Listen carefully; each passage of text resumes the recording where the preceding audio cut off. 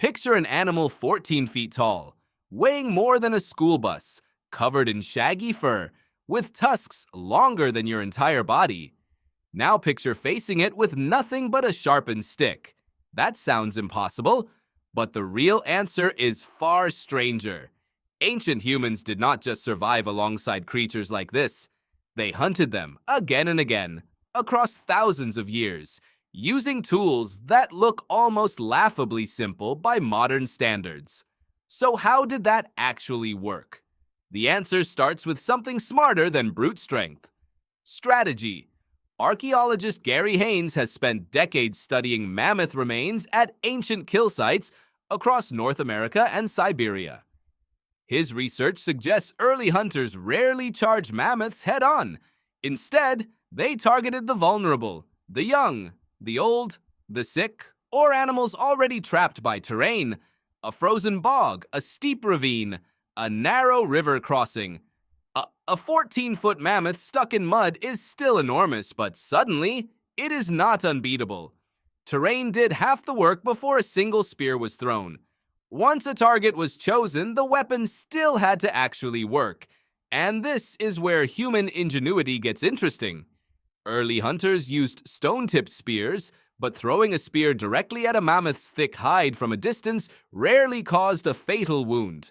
So hunters relied on something called the atlatl, a simple wooden throwing device that acted like a lever, extending the arm's motion and launching a dart with far more force and speed than a bare-handed throw ever could. Archaeologist Dale Guthrie, who studied Ice Age hunting technology extensively, argued that the atlatl was not just a weapon upgrade. It was a distance upgrade. It let hunters strike from farther away, which mattered enormously when your target could crush you with a single misplaced step. Distance was survival, but even a well-thrown dart with a sharpened stone tip usually could not kill a mammoth outright. So hunters relied on repetition and patience. Multiple hunters would strike the same animal from different angles, aiming for soft tissue near the belly, the throat, or the legs, causing blood loss over time rather than instant death.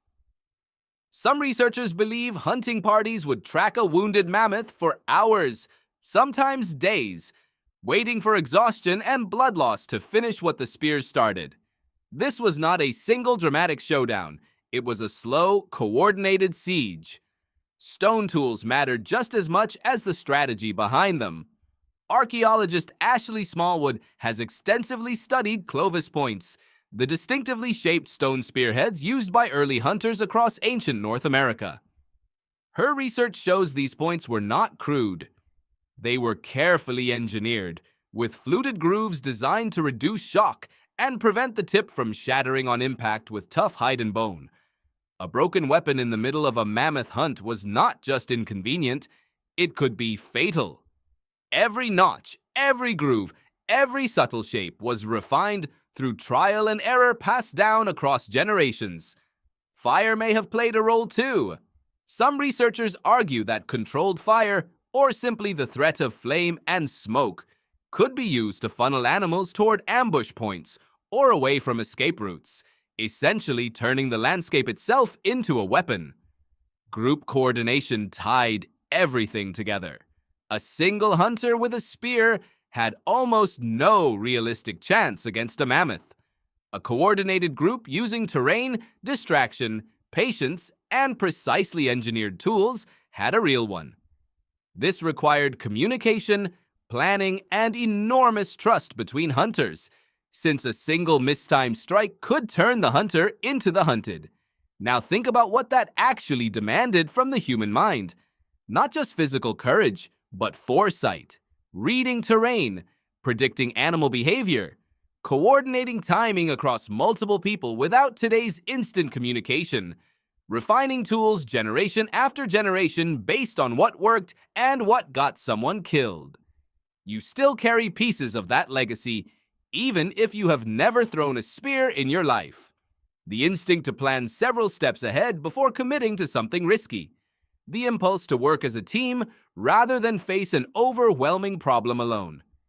Even the simple habit of improving a tool, a process, a plan slightly with each attempt, refining rather than repeating the exact same failed approach.